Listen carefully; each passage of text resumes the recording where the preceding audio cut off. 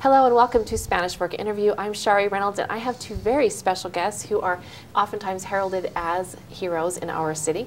I have with us Spanish Fork Fire Department special officers. Should we call you that? I'm going to call you that because I appreciate all you do. Justin Cloward and Russell Jackson, thank you so much for joining us. Well, thank you. All the incredible things that you see go on in our quiet city isn't so quiet. We had a previous conversation to this interview and you were telling me some pretty incredibly scary things. Just since November, we've already had 2 or 3 structure fires. Is that what you were saying? That's correct. How can we avoid this and keep our families safe? Let's start with chimney fires. What are some things we can do to keep our homes safe? Okay, some of the basic things that we can do as far as a chimney fire, we can have a professional chimney sweep come and check out your flue, make sure that everything's clean. It's recommended that we at least have it cleaned every couple of years to make sure that there's no loose ember, creosote and stuff falling back down into our fires. When you build a real hot fire and it hasn't been cleaned, sometimes it'll go up in and set it on fire. So inside the chimney, or does it come out up onto the roof, or does it come back into your home? Like, what is the most common way that fire starts? Most common is that it'll be inside of the chimney. Just inside. But we have to come in from the inside, usually to get it.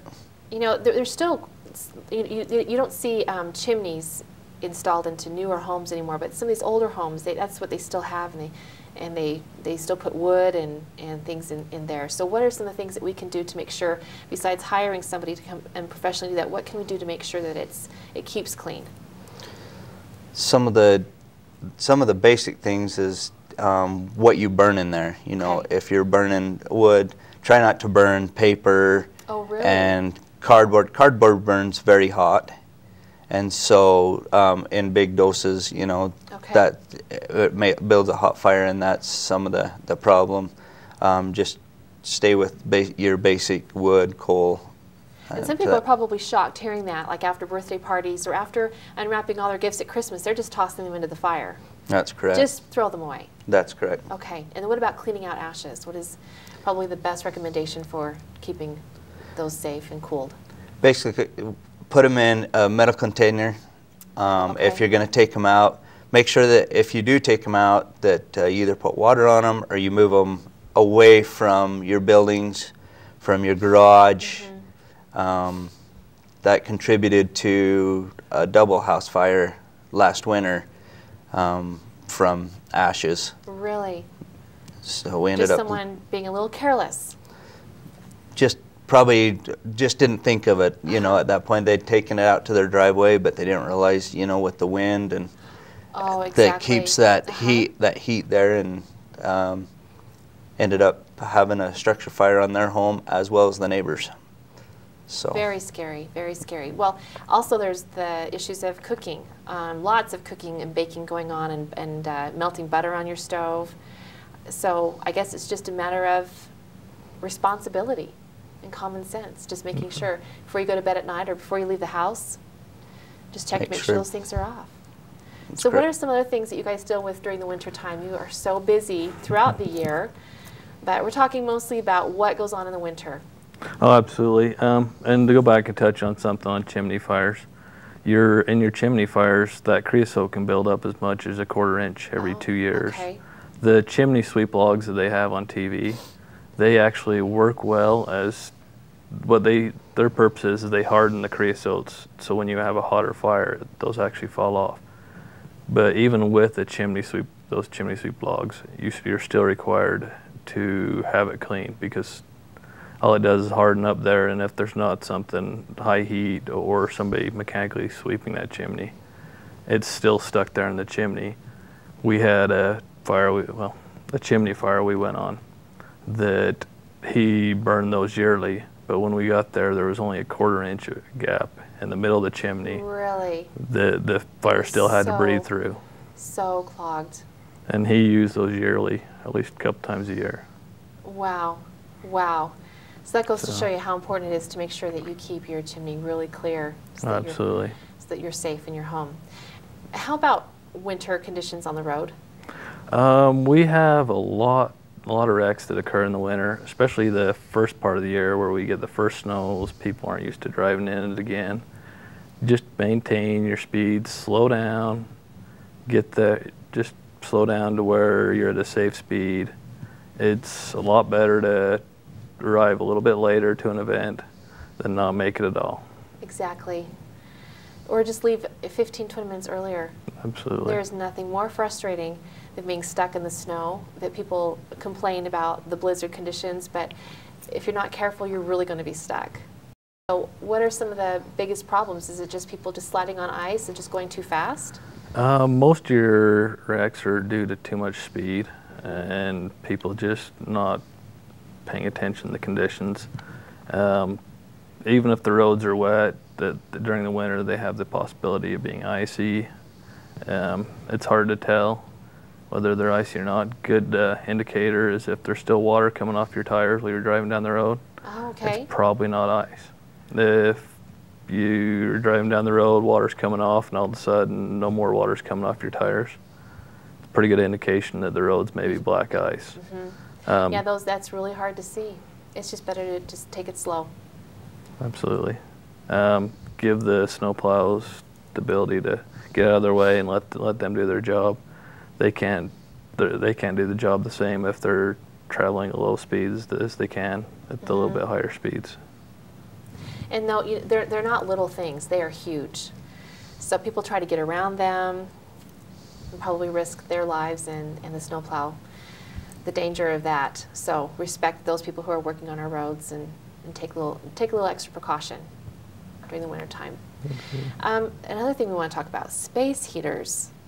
Those are extremely dangerous, even though we enjoy the benefits of them. Do you have anything that you experience on a regular basis about space heaters? Your portable heaters and stuff. People, I mean, it's getting the time of year where it's cold. People, I mean, the heating in your home might not be adequate in a room. If you can, use the small electric ceramic heaters. Don't use charcoal in your house to try and heat your home. Charcoal, it burns slow and is slow burning, but it gives off CO as well as eating up the oxygen in that environment. So you may not, the CO might not be what gets you. It might be the fact that it burned up all the oxygen. Don't use propane heaters inside. Use recommended electrical, or they do make ceramic heaters that run off propane or natural gas that are recommended for inside. But you need to keep in mind that some of your propane heating appliances are made for outdoor use because they give off too much CO and they burn up too much of the oxygen in the atmosphere to be able to be used in an indoor environment. And so there are some space heaters I've seen that if they topple over, they automatically shut off. So they might be a little more expensive, but it'd be worth it. Do you agree? I do. Okay. And another thing to keep in mind too, it's kind of off that subject, but make sure you maintain your smoke detectors and have a CO detector in your house.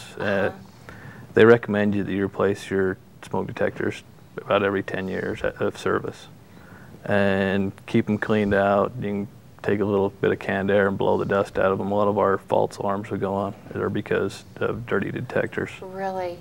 Especially if you're moving stuff that hasn't been moved for a long time in a house, which a lot of people do in Christmas to move things around to get their tree in there. Yes. You stir up all that dust and it gets into the sensors of the fire alarms and it'll deactivate those. Okay, so speaking of Christmas trees, we don't have a whole lot of fires, but you have to go out because of the lights on the tree necessarily, but what about overloading on your light sockets, on your outlets? You want to take this one? Justin, tell us about what we can do. All the extra plug-ins.